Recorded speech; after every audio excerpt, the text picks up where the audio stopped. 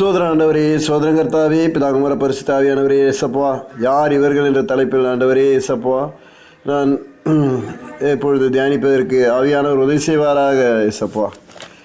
ஆண்டவரே, யார் இவர்கள் என்ற தலைப்பு. பூமியில் தோன்றிய எல்லா சாம்ராஜ்யம் அழிந்துவிட்டது. இஸ்ரவேல் மற்றும் யூதர்கள் அவர்கள் அழிந்தார்களா என்றால், இஸ்ரவேலை அழிக்க முயன்ற எல்லா சாம்ராஜ்யம் அழிந்து போனது. இந்த உண்மையை உலகம் ஏற்க மறுக்கிறது. முதலில் எடுத்துக்கொண்டால், எகிப்தில் யோசேப்பு அதிபதியாக்கப்பட்ட காலத்தில் இங்கிருந்து நிறைய பேர் அங்கு போய் குடியேறினார்கள். அவர்கள் என்ற ஆற்றோரங்களில் நல்ல வளமாக நிம்மதியாக வாழ்ந்து கொண்டு வந்தார்கள். இப்படி இருக்கும்போது ஒரு புது பார்வோன் மன்னன் வந்தான். அவன் கேட்டான், இந்த வெள்ளையாக கருப்பாக இருக்கும் மக்கள் நடுவில் வெள்ளையாக இவர்கள் ஆற்றங்குறையவர்கள் வளமாக வாழ்கிறார், இவர்கள் யார் என்று. இவர்கள் யோசேப்பு மூலம் வர வந்தவர்கள், இஸ்ரேலிலிருந்து வந்தவர்கள் என்று சொன்னவுடனே அவர்களுமே ஒரு கடுமையான சட்டம் போடுகிறான். இவர்கள் இனிமேல் கல் அறுக்கும் குவாரிகளில் வேலை செய்ய வேண்டும். இவர்கள் அந்த மாதிரி வேலையை 24 இவர்கள் வேலை செய்ய வேண்டும், வீட்டிற்கு வர வேண்டும், சாப்பாடு மட்டும் கொடுங்கள். இவர்கள் தொடர்ந்து வேலை தான் செய்ய வேண்டும். இவர்களுக்கு வேறு என்ற வேலை கிடையாது. இவர்களுக்கு கடுமையாக வேலை வாங்க ஆரம்பித்தார். அப்பொழுது இவர்கள் எல்லாம் கதற ஆரம்பித்தார்கள் ஆண்டவரிடம். அப்பொழுது ஆண்டவர் மோசே என்ற ஒரு மனிதனை உருவாக்கினார். மோசே பல முறை முயன்று ஆண்டவருடைய ஒவ்வொரு காரியத்தையும் கொண்டு சென்று இவர்களை மீட்டு வெளியே கொண்டு வந்து அந்த தேசத்திலிருந்து கொண்டு வந்த பிறகு உங்களுக்கு தெரியும், செங்கடலில் ஆண்டவர் எவ்வளோ பெரிய அற்புதமான இயற்கைக்கு மாறான அற்புதங்களை நிகழ்த்தினார் என்று. செங்கடலை பிளந்தார். இவர்கள் 40 ஆண்டு காலம் அறுக்கவில்லை, விதைக்கவும் இல்லை. இவர்களுக்கு உணவு கொடுக்கப்பட்டது. இவர்களுக்கு உடைகள் தேயவில்லை, கால் பாதரட்சைகளும் தேயவில்லை. இவர்களுக்கு குளிரிலே மேகஸ்தம்பமாகவும் வெயிலே மேகஸ்தம்பமாகவும் குளிரிலே அக்னிஸ்தங்கமாகவும் இருந்து இவர்களை காப்பாற்றி 40 ஆண்டு காலம் கொண்டு வந்தார். அப்பொழுது கொண்டு வரும்பொழுது மோசே செய்த ஒரு சிறு தவறினால் தண்ணீர் கிடைக்கிறதில் கதறும் பொழுது மோசே தன்னுடைய கோபப்பட்டு அந்த கோலினால் அந்த கண்மலை அடித்தார். அப்பொழுது தாகம் தீர்க்கப்பட்டது. ஆடு மாடுகள் தண்ணீர் குடித்தன. ஆனால் ஊழியம் சக்ஸஸ் ஆனது. ஆனால் ஆண்டவர் சொல்லிவிட்டார், நீ கோபப்பட்டு இந்த கண்மலை அடித்ததினால் நீ இனி கானானுக்குள் நுழைய முடியாது. யோசுவா தான் நுழைய முடியும் என்று சொல்லிவிட்டார். அந்த ஒரு சூழ்நிலையில் இவர்கள் கானானுக்கு கொண்டு செல்லப்பட்டார்கள். கானானிலே இவர்கள் பாலம் ஓடும் தேசத்திலே வாழ்ந்து வந்தார்கள். அப்படியும் இவர்களிடம் இருக்க ஒரு குணம் என்னவென்றால், அந்த முரட்டாட்ட குணம். இவர்கள் அந்த புறஜாதி உருவங்களை அனுபவிப்பது, அப்போது அந்த மாதிரி சில காரியங்களை இவர் அனுபவிப்பதனால் ஆண்டவர் இவர்கள் மேல் கோபப்பட்டு இவர்களை பலமுறை தண்டித்திருக்கிறார். அப்படி இருக்கும் பொழுது இவர்கள் எங்களுக்கு ஒரு ராஜா வேண்டும் என்று கேட்டார்கள். சவுலை ராஜாவாக்கினார். சவுல் ராஜான பிறகு சவுலுக்கு ஆண்டவர் கொடுக்கப்பட்ட கட்டளை, இரும்பு பட்டயத்தினால் அமிலேயர்கள் எல்லாரையும் நீ கொன்று போடு, ஆடு மாடுகள் முதல் எல்லோரையும் நீ கொன்று போட்டு அவர்களை அழிக்க வேண்டும் என்று சொன்னார். சவுல் ஆண்டவருடைய கட்டளை நிறைவேற்றவில்லை. அவர் குறிப்பிட்ட அளவு விட்டுவிட்டார். அதனால் அவர் ராஜபாரியத்தை பிடுங்கி தாவீதிடம் கொடுத்தார். தாவீது ஆண்டவருக்கு ஏற்ற மனதிற்கு ஏற்றவனாக அவருடைய காரியங்கள் சித்தங்களை செய்து வந்தவர் இருந்தார். ஆனால் அதற்கு பின்பு வந்த சாலமோன், இவர்கள் சாலமோன் பிற 2 முறை ஆண்டவர் தோன்றி சொன்னார், எச்சரித்தார், நீ மனம் திரும்பு என்று. திரும்பவில்லை. அதனால் தேசத்தை 2ஆக பிரிக்கப்பட்டது. யூதா தேசம் என்றும் இஸ்ரவேல் தேசம் என்றும் பிரிக்கப்பட்டது. ஆனால் இந்த யூதா தேசம் இஸ்ரவேல் தேசம் அப்படி இருக்கும் பொழுது அந்த நேபுகாத்நேசர் வந்தார். இவர்கள் எல்லாம் விக்கிரக தோப்புகளை உருவாக்கி இவர்கள் முரட்டாட்டத்தினால் புறஜாதியை நம்பி சென்றதனால் ஆண்டவர் இவர்களை புறஜாதியிடம் ஒப்படைத்தார். நேபுகாத்நேசர் வந்தார். எல்லாவற்றையும் அழித்து எல்லா குழந்தைகள் முதல் தாய் முதல் எல்லாரையும் கொன்று போட்டு கொடூரமாக எல்லாரையும் கொன்று மீதம் இருந்தவர்களை சிறைபிடித்து பாபிலோனுக்கு கொண்டு சென்றார். அங்கு கொண்டு சென்றபோது அங்கேயே இந்த தானியல் என்பவர், தானியல் என்ற சாத்ராக் மேஷாக் ஆபேத்நேகோ தானியல் சிங்க கவியில் போடப்பட்டார். அவர் அங்கிருந்து சிங்கத்தின் கவியிலிருந்து சிங்கத்தின் கற்கான வழியிலே வந்தார். அவர் 3 வேளையும் ஆண்டவரை ஜபத்தினாலும் ஆண்டவருடைய ஜபத்தை மேற்கொண்டு ஆண்டவரையே தெய்வம் என்று இருந்து ஆண்டவரையே எப்பொழுதுமே தியானித்து கொண்டிருந்தார். அந்த நிலையில் அவரை மதிக்காத சாத்ராக் மேஷா ஆபேத் என்ற 3 பேரை அவர் நண்பர் 3 பேரையும் அக்கினி மேல் போட்டார்கள், எரிகின்ற சூளையில். அங்கேயும் அவர்களை ஆண்டவர் காப்பாற்றினார். எரிகின்ற சூளையிலிருந்து அவர்கள் தப்பித்தனர். அப்பொழுது உங்கள் தேவன் தான் உண்மையான தேவன் என்று அந்த தானியலை அங்கு பிரதம மந்திரி ஆக்கப்பட்டார். இந்த சூழ்நிலையில் அந்த தானியல் ஜெபம் பண்ணார். சிக்கர் சொல்லியிருப்பவர்கள், ஆண்டவரே எங்களை விற்குவேன் என்று சொல்லியிருந்தீரே, அந்த எங்களை விடுதலையாக்கும் என்று அவர் நாங்கள் பாவம் செய்தோம், நாங்கள் அநியாயம் செய்தோம், அக்கிரமம் செய்தோம், எங்களை மன்னித்து எங்களை ஆண்டவரே. அப்பொழுது அடுத்த சாம்ராஜ்யம் வர ஆரம்பித்தது. இந்த சாம்ராஜ்யத்தில் மேதிய சாம்ராஜ்யத்தில் எஸ்தர் ராஜ்யத்தை பற்றி உங்களுக்கு தெரியும். அந்த அகஸ்வேர் ராஜா 127 நாடுகளை ஆண்டு வந்த மன்னன் அகஸ்வேர் ராஜா. அந்த அகஸ்வேர் ராஜா காலத்தில் ஒரு ஆமோன் மொத்தகாய் என்பவர் அந்த காவலாளியாக வாழ்ந்து கொண்டு வந்தார் ஒரு யூதன். அவன் ஆமோன் ராஜாவுடன் நெருக்கமாக இருந்து அவருடைய சமபந்தியில் இருந்து கொண்டிருந்தான். அப்பொழுது இவன் ஆண்டவர் அதற்கு முன்பே யாரை அங்கு ஆயத்தப்படுத்த வேண்டும் என்பதை எஸ்தரை அங்கு கொண்டு வந்து சேர்த்தார். அப்பொழுது ஒரு மொத்தகாய் ஆமோனை மதிக்கவில்லை, அவனுக்கு தலை வணங்கவில்லை. அதனால் அவன் மிகவும் கோபப்பட்டு அவன் என்ன செய்தான், மொத்தகாயை ஒரு ஆள் மரியாதை கழிக்காததால் மொத்த யூதர் தவறாக பேசி அந்த 130 நாடுகளுக்கு யூதர்களை அழிப்பதற்காக அவர்களிடமிருந்து முத்திரை மோதிரத்தை பெற்றான். அந்த முத்திரை மோதிரத்தை வைத்து எல்லா தேசங்களுக்கும் செய்தியை அனுப்பிவிட்டான். இந்த நாளிலே எல்லா தேசங்களுக்கும் யூதர்களை கொன்றுவிட வேண்டும் என்று. இந்த நிலையில் மொர்தெகாய் செய்தி அனுப்புகிறார் எஸ்தருக்கு, இப்படியாக யூத இனமே குலமே அழிக்கப்பட போகிறது, நீ என்ன செய்ய போகிறாய் என்று. அப்பொழுது இந்த இதத்தை காப்பாற்றவில்லை என்றால் நீ இந்த இதில் இனத்தில் இவ்வளோ உயரமான பதவிக்கு நீ கொண்டு வரப்பட்டிருக்கின்ற அது பிற்காலத்தில் விவாக பேசப்படும் என்று சொல்லி அனுப்பினார் செய்தி. அப்போது எஸ்தர் ஒரு காரியத்தை சொல்லி அனுப்பினார், நான் ராஜாவை பார்க்க முடியாது, ராஜாவை அவர் கூப்பிடும்போது தான் நாங்கள் போக வேண்டும், அவர் கூப்பிடாத பொழுது போனால் அவர்கள் கொலையுண்ணப்படுவார்கள் என்று. இருந்தாலும் நான் நான் உபவாசம் போடுகிறேன், நான் 40 நாள் உபவாசம் போடுகிறேன், நீங்களும் எல்லா தேசத்திற்கும் யூதர்களை உபவாசம் போட சொன்னேன். நான் உபவாசம் போட்ட அப்பொழுது நான் ராஜாவிடம் நான் போய் நிற்கிறேன், ஏதாவது தயவு கிடைக்கும் என்று. அப்பொழுது இவர்கள் ஆண்டவரை நினைத்து உபவாசம் செய்கிறார்கள். அப்படியே செய்து முடித்த பிறகு எஸ்தர் ராஜாத்தி அங்கே போகிறார். அப்பொழுது ராஜா சொல்கிறார், உனக்கு என்ன வேண்டும், ராஜ்யத்தில் பாதி வேண்டுமா, என்ன வேண்டும் என்று கேட்கும் பொழுது, இல்லை, உங்களுக்கு நான் விருந்து கொடுக்க வேண்டும், அந்த விருந்திலே ஆமானை நீங்கள் அழைத்து வர வேண்டும் என்று. அப்படி ஒரு விருந்து ஏற்பாடு செய்யப்படுகிறது. அப்பொழுது ஆமோன் என்ன செய்கிறான், இந்த மொர்தெகாயை தூக்கிலிட ஒரு பெரிய தூக்கு மரத்தை தன் வீட்டிலே ரெடி பண்ணுகிறான், இந்த மொர்தெகாயை தூக்கிலிடுவதற்காக. அப்படியாக அவன் அந்த விருந்துக்கு செல்லும் பொழுது விருந்தில் பரிமாறப்படுகிறது. அப்போது அதிக போதை. அப்பொழுது இதற்கு முன்னர் மன்னர் ஒரு முறை எல்லாவற்றையும் இரவில் தூக்கம் வராமல் எல்லாவற்றையும் அவர் எடுத்து பார்த்து கொண்டிருக்கும்போது ஒரு முறை தன்னை காப்பாற்றிய அந்த மர்தெகாய்க்கு என்ன செய்யப்பட்டது என்று கேள்வி கேட்கிறார்.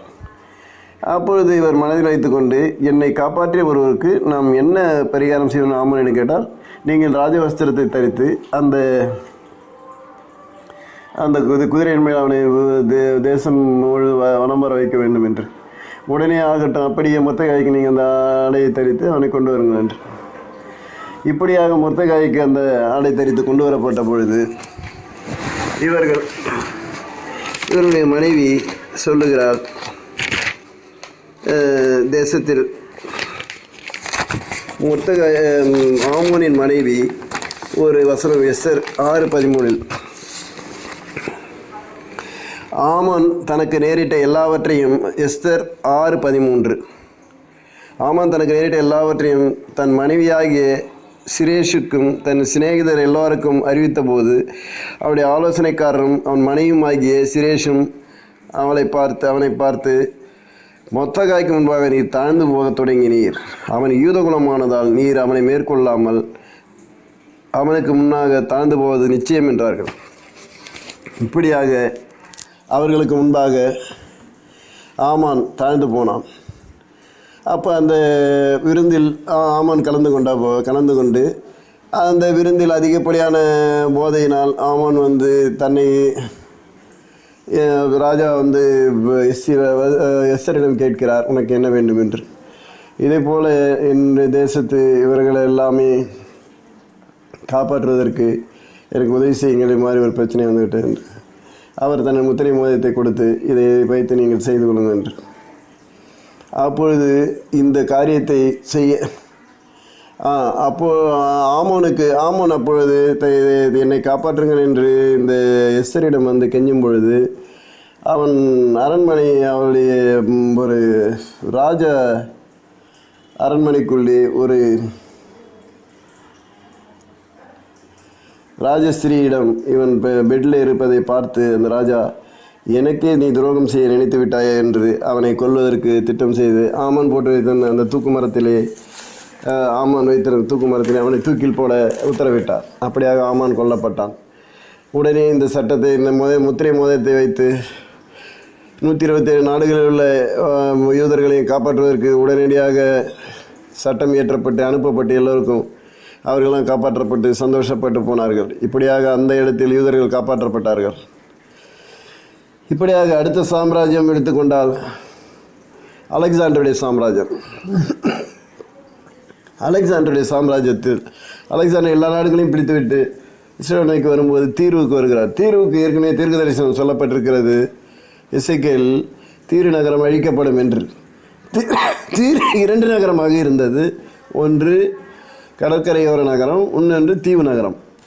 அப்பொழுது அலெக்சாண்டர் அந்த நகரத்துக்கு வரும்பொழுது மக்கள் எல்லாம் அதையெல்லாம் அழித்துவிட்டு கடற்கரை நகரத்திலிருந்து தப்பி ஓடி போய் தீவு நகரத்துக்கு சென்று விட்டார்கள். அலெக்சாண்டர் அங்கு வந்தபொழுது என்ன செய்வதுன்னு தெரியாமல் இங்கே இருக்க கட்டடங்கள்லாம் இடித்து எல்லாவற்றையும் அழித்து அவற்றை கொட்டி அதை பாதை உண்டாக்கி தீவுக்கு அங்கே சென்று அந்த மக்களை பிடித்தான். அந்த தீவையும் அவன் பிடித்தான். இப்படியாக அலெக்சாண்டர் தன் சாம்ராஜ்யத்தில் அதை இணைத்து கொண்டு அப்படியே அலெக்சாண்டர் சாம்ராஜ்யத்திலையும் இவர்கள் துரத்தப்பட்டார்கள். அடுத்து எடுத்துக்கொண்டால் ரோமாபுரி சாம்ராஜ்யம். ரோமாபுரி சாம்ராஜ்யம் நமக்கு தெரியும். ரோமாபுரி சாம்ராஜ்யத்தில் நம்முடைய ஆண்டவர் வந்தார். அவர்கள் ரோமாபுரி சாம்ராஜ்யத்தில் அவர்கள் செய்த அநியாய அக்கிரமங்கள் அந்த யூதர்களுக்கு எதிராக கொடூரமாக செய்யப்பட்டன. ஆனால் அந்த சாம்ராஜ்யத்தில் இவர்கள் யூத சாஸ்திரிகளும் யூத பண்டிதர்களும் சேர்ந்து கொண்டு நம்முடைய ஆண்டவரை தூக்கிலிட அவர்கள் அப்பொழுது பிலாத் கேட்கிறான், இந்த மனிதன் ஒரு குற்றமும் செய்யவில்லையே, என்ன செய்வதென்று. இவரை கொன்று போட வேண்டும், இவர் துரோகி, கடவுளுக்கு எதிராக செய்கிறார் என்று சொல்லி பிலாத் எதிரை கழித்து போட்டு தன் கையை கழுவி கொண்டான். இப்படியாக ஆண்டவர் அந்த ஆண்டவர் சிலுவையிலே அறையப்பட்டார். ஆனால் சிலுவையில் அறையப்பட்ட பிறகு இவர்கள் சிதறடிக்கப்பட்டார்கள். அந்த ஆண்டவர் சொன்ன தீர்க்கதரிசனப்படி அந்த ஆலயம், அந்த 2வது ஆலயம் இடிக்கப்பட்டு ஒரு கல்லின் மேல் கல் இல்லாமல் தீத்ராயின் தலைமையில் அழிக்கப்பட்டு எல்லாரும் கர்ப்பிணி முதல்கொண்டு குழந்தைகள் முதல்கொண்டு அவர்கள் எல்லாம் தரையில் போட்டு உடைத்து எல்லாரையும் அழித்து இந்த யூதர்களை சிதறடித்தான். ஆனால் ஒரு சாம்ராஜ்யத்தில் உள்ள இந்த யூதர்கள் சிறுவேலர்களும் 1900 ஆண்டுகள் ரஷ்யாவில் வாழ்ந்தார்கள், ஜெர்மனியில் வாழ்ந்தார்கள், அமெரிக்காவில் வாழ்ந்தார்கள், யூரோப்பில் இருக்கிற எல்லா கண்ட்ரியிலும், பிரான்ஸ், ஜெர்மனி, இத்தாலி, இங்கிலாந்து, எல்லா தேசங்களிலும் அவர்கள் வளமான நல்ல ஒரு பதவியிலும் நல்ல ஒரு வளமான நிலையில் வாழ்ந்து கொண்டிருந்தார்கள். இப்படியாக இருக்கும்போது முதல் உலகப் போர் வந்தது. முதல் உலகப் போரில் 1914 வந்தது, 18 முடிந்தது. அப்பொழுது முதல் உலகப் போரில் ஜெர்மனி, ஹங்கேரி, இந்த அதாவது ஒட்டமன் சாம்ராஜ்யம் என்ற துருக்கி இவர்கள் ஒன்றா இருந்தார்கள். ரஷ்யா, இப்போ இந்த இங்கிலாந்து, ஃப்ரான்ஸு, இந்த நாடுகள் எல்லாம் ஒரு பக்கம் இருந்தன. இந்த அணியில் 50,000 யூதர்கள் போர்ப்படை வீரர்களாக இருந்தார்கள். ஜெர்மனியில் 50,000 வீரர்கள் யூதர்கள் இருந்தார்கள். ரஷ்யாவில் 1,00,000 யூதர்கள் இருந்தார்கள். அப்படி அந்த போர் நடந்து 17 1,00,000 யூதர்கள் அங்கே கொல்லப்பட்டார்கள். அந்த இடத்தில் யூதர்கள் மையமாக வைத்து தான் அந்த முதல் உலகப் போர் நடந்தது. அவர்கள் அதிலே அழிக்கப்பட்டார்கள். அடுத்தது 2ஆம் உலகப் போர் வந்தது 1939ஆம் ஆண்டு. அது முதல் 1945 ஆண்டு வரை ஹிட்லர் தன்னுடைய சாம்ராஜ்யத்தை நிறுவினான். அவனுடைய கூட்டாளியாக ஜெர்மனி, இத்தாலி, ஜப்பான் இருந்தது. அவர்களுக்கு எதிராக இங்கிலாந்து, ஃப்ரான்ஸு, அமெரிக்கா, ரஷ்யா போன்ற நாடுகள் இருந்தன. ஆனால் ஒரு ஹிட்லர் தன்னுடைய கையில் அந்த உலகத்தை சுற்றி சொன்னான், இந்த உலகம் என் கையில் உள்ளது என்று. அவன் இங்கிலாந்தை பிடித்தான், ஃப்ரான்ஸை பிடித்தான், எல்லா நாடுகளையும் தன் கைவசம் பண்ணி கொண்டான். அப்பொழுது அவன் எல்லா நாடுகளையும் மிரட்டி யூதர்களை எல்லாம் கொண்டு வர சொன்னான். பிரான்சிலிருந்த யூதர்கள் எல்லாம் ட்ரெயின் மூலமாக கடத்தப்பட்டு கொண்டு செல்லப்பட்டார்கள். இங்கிலாந்திலிருந்த யூதர்கள் எல்லாம் கொண்டு செல்லப்பட்டார்கள். பெல்ஜியத்திலிருந்த யூதர்கள் எல்லாம் கொண்டு செல்லப்பட்டார்கள். இன்றும் அங்கு கதறி எழுவார்கள். அதாவது இந்த மாதிரி கொண்டு செல்லப்போய் யூதர்கள் என்னானால் என்று தெரியாது. இன்றளவும் அங்கு அவர்களுக்கு போட்டோ வைத்து கண்ணீர் அஞ்சலி செலுத்துகிறவர்கள் இன்றளவும் இருக்கிறார்கள். யூதர்களை பெரிய ஒரு ஜெனிசைடு செய்யப்பட்டது காலம் அது. அவன் தன்னையே மேசியா, சேவியர் என்று சொல்லிக்கொண்டான். தான் ஒரு மேசியா என்பதை அவனை சொல்லிக்கொண்டான். அவன் இந்த சாம்ராஜ்யத்தை அழிப்பதற்கு, யூதர்களை அழிப்பதற்கு 60,00,000 யூதர்களை கொன்று குவித்தான். அவன் மனதில் என்ன தோன்றியது தெரியல. யூதர்கள் இருக்கும் வரை இந்த உலகத்தை நாம் ஆட்கொள்ள முடியாது என்ற ஒரு எண்ணம் வந்ததோ என்று தெரியவில்லை. அவன் யூதர்களை மையம் வைத்து யூதர்களை எல்லாம் கொன்று குவிக்க வேண்டும், அந்த இனத்தை அழித்து விட வேண்டும் என்று எல்லா தேசத்திற்கும் யூதர்களை அழிப்பதற்கு முயற்சி செய்து 60,00,000 பேர்களை கொன்று குவித்தான். ஆனால் கடைசியில் அவனும் ஆண்டு கொண்டு செத்தான், துப்பாக்கியால் சுட்டுக்கொண்டு. இப்படியாக ஒவ்வொரு சாம்ராஜ்யத்திനും யூதர்கள் மையமாக வைத்து, யூதர்களை அழிக்க வேண்டும் என்று மையமாக வைத்து செய்யப்பட்டன.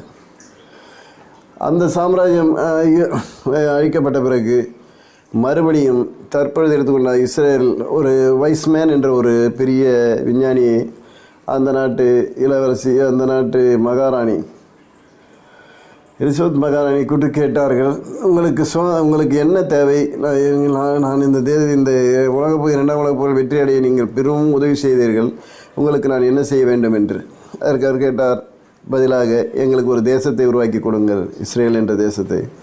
அப்பொழுது அந்த ட்ரீட்டி உருவாகிறது. 1945 ட்ரீட்டி உருவாக்கப்பட்டு அப்பொழுது அந்த தேசம் உருவாக்கப்பட்டது. 48 சுதந்திர நாடாக ஆக்கப்பட்டது. இப்படியாக அந்த நேரத்தில் இவர்கள் எல்லா முக்கியமான விஞ்ஞானிகளும் ஒன்றாக இருந்தார்கள். Wiseman, Einstein. இந்த 2ஆம் உலகப் போரில் வெற்றியடைய முக்கியமான காரணமாக இருந்தவர்கள் ஐன்ஸ்டீனும் வைஸ்மேனும் தான். ஐன்ஸ்டீன் கண்டுபிடித்த ஒரு ஃபார்முலா தான் E=mc² சொல்லுவாங்க. ஆற்றல் மாஸ் இன்ட்டு ஆக்சிலரேஷன். அந்த ஒரு சிறு பொருளை ஒரு மாஸ் ஆற்றலாக மாற்ற முடியும் என்று. அப்பொழுதுதான் ஒரு மாஸ் ஒரு எடை ஒரு பொருளை அதப்போ அணுவை பிளந்து அதிலிருந்து அணுகுண்டு தயாரிக்கப்பட்டு அதன் மூலம் தான் 2ஆம் உலகப் போர் ஒரு முடிவுக்கு வந்தது. அப்போது ஜப்பானில் குண்டு போடப்பட்டு ஜப்பான் சரணடைந்தது. ஹிட்லர் சரணடைந்தார் போல். இப்படியாக ஹிட்லர் ரஷ்யாவில் சென்று அங்கு தன்னுடைய ஆயுதங்கள்லாம் அழிக்கப்பட்டு சரணடைந்தார் போல். இவையெல்லாம் தற்செயலாக நடக்கக்கூடிய காரியமாக ஒன்று தெரியவில்லை.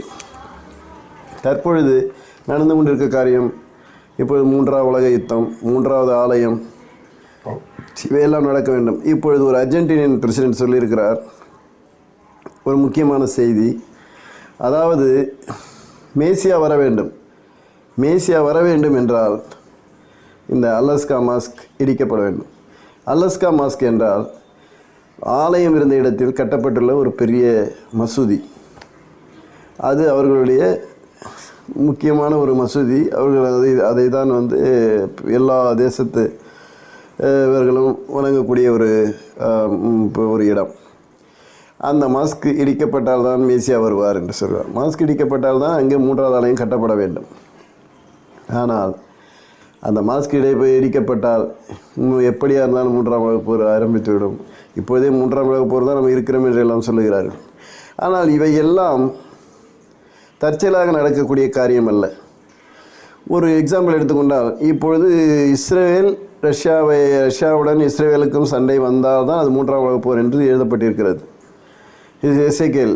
அப்படி என்றால் ரஷ்யாவுடன் இஸ்ரேல் போரிட வேண்டும் என்றால் ரஷ்யாவுடைய பலம் குறைக்கப்பட வேண்டும். அதற்காக ஆயத்தம்தான் ரஷ்யா இப்பொழுது உக்ரைனில் போரிட்டு அவனுடைய பலம் குறைக்கப்படுகிறது. இதெல்லாம் தற்செயலாக நடக்கக்கூடிய இது கிடையாது. இப்போது இஸ்ரேல் கூட நினைத்திருக்கலாம், ஏன் நம்ம ஹமாஸுடன் சண்டை போட, நாம் ஏன் இந்த இப்பொழுது நடந்து கொண்டிருக்கிற ஹமாஸ் வார், காசா போர் நடந்து கொண்டிருக்கிறது. இது என்ன என்றால், இந்த வார் நடந்து கொண்டிருக்கிறது. இவர்கள் போய் அவர்களை போரிடாமல் இவர்கள் நம்முடைய பொருளாதார போரிட்டால் இதை ஆண்டவர் துரிதப்படுத்தக்கூடிய காரியம். அவர்களே வலிக்க வந்து ஒரு பிரச்சனையை உண்டு பண்ணி எப்பொழுது சண்டை உருவாகிவிட்டது. அதை தவிர்க்க முடியாது. ஆனால் இதற்கு வைக்கப்பட்டுள்ள பேர், இப்போது இஸ்ரேல் வைத்திருக்கும் பேர் ஆப்ரேஷன் ஸ்வார்ட் ஆஃப் அயர்ன். ஆனால் ஆப்ரேஷன் ஸ்வார்ட் ஆஃப் அயர்ன் என்றால் இது அமலேக்கியருக்கு அழிப்பதற்கு சவுலுக்கு ஆண்டவர் கொடுத்த நீ பட்டயத்தினால் அவர்களை கொல்ல வேண்டும் என்று. அப்பொழுது அமலேக்கியர்களை அழிக்குவதற்காக இப்பொழுது இவர்கள் ஆப்ரேஷன் ஸ்வார்டுன்னு சொல்கிறார்கள். இவர்கள் வைத்துள்ள பெயர், காசாவில் உள்ளவர்கள், ஆப்ரேஷன் அலஸ்கா ஃப்ளட். அப்போ ஹமாஸ் வார்க்கு இது அலஸ்கா ஃப்ளட் என்றால் அந்த அலஸ்கா மாஸ்கை பாதுகாப்பதற்கு நாங்கள் வந்துள்ளோம் என்று. அப்பொழுது இதிலிருந்து தெரிந்து கொள்ளுங்கள் இவர்கள் எங்கு இதனுடைய காய் நவர்த்தப்படுகிறது என்று. அலஸ்கா மாஸ்க்கு இதெல்லாம் தற்செயலாக வைக்கப்பட்ட பெயர் கிடையாது. சவுல் வைத்த அந்த அயர்ன் ஆஃப் ஸ்வார்ட் ஆப்ரேஷன் அவர்கள் வைத்திருக்கிறார்கள், அமலேக்கியரை அழிக்க வேண்டும் என்று. இவர்கள் அலஸ்கா மாஸ்கை காப்பாற்ற வேண்டும் என்று இவர்கள் வைத்துள்ளார்கள். இந்த போர் இதை நோக்கி நகர்ந்து கொண்டிருக்கிறது. இது அந்த அலஸ்கா மாஸ்கை மையமாக வைத்துக்கொண்டு தான் இந்த போர் நடந்து கொண்டே இருக்கிறது. இப்பொழுது எப்படியா இருந்தாலும் அந்த மாஸ்க் இடிக்கப்பட வேண்டும். அந்த இடத்தில் 3வது ஆலயம் கட்டப்பட வேண்டும். இப்பொழுது அந்தி கிறிஸ்து இனிமே தோன்றப் போவதில்லை. அந்தி கிறிஸ்து தோன்றிவிட்டான். அந்தி கிறிஸ்து இருக்கிறான். அந்த 10 தேசத்துக்குள்ளே அந்தி கிறிஸ்து உருவாகிவிட்டான்.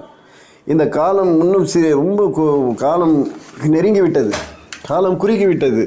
நமக்கு கண்ணெறிய தெரிகிறது இவையெல்லாம் நடந்தே தீர வேண்டும் என்று. நடக்கவில்லை என்றாலும் அவர்களை உருவாக்குவார்கள் என்று சொல்லப்பட்டிருக்கிறது. இதை இஸ்ரவேலர்களே சொல்லுகிறார்கள். நாங்கள் இதை செய்யவிட்டாலும் அவர்கள் அதை செய்ய அவர்களே வழியை உருவாக்குவார்கள் என்று. இப்போது இந்த மாஸ்கை இடிப்பதற்கான வழிகள் உருவாக்கப்படும். இப்பொழுது ரஷ்யாவுடைய பலம் குறைக்கப்படும். இப்பொழுது இந்த நாடுகள் எல்லாம் ஒன்று திரட்டப்படும். இப்பொழுது இஸ்ரவேலர்கள் இந்த ஹமாஸ் வார் முடிவதற்குள்ள அந்த ஆலயத்திற்குள்ளான அடுத்த நபர்கள் நடக்கும். அந்த ஹமாஸ் வார், அந்த ஆலயம் இடிக்கப்பட்டு அடுத்த வார இது போல் அப்பொழுது தான் அந்தி கிறிஸ்து வெளிப்படுவான். அவன் எல்லா ஆலயம் கட்டுகிறேன், உங்களை எல்லாம் இந்த யூதர்களை எல்லாம் நான் நல்லவன் போல அவன் நடித்து நான் தான் மேசியா என்று சொல்லும் அளவுக்கு அவன் நடக்கப் போகிறான். இதெல்லாம் மேசியா வர வேண்டும் என்றால் இவையெல்லாம் நடந்தே தீர வேண்டும். அலஸ்கா மாஸ்க் இடிக்கப்பட்டு அங்கே ஆலயம் கட்டப்பட வேண்டும். உடன்படிக்கப்பட்டு கண்டுபிடிக்கப்பட வேண்டும். உலகம் எங்கும் சுவிசேஷம் அறிவிக்கப்பட வேண்டும். இப்பொழுது இவையெல்லாம் நடந்தே தீர வேண்டும்.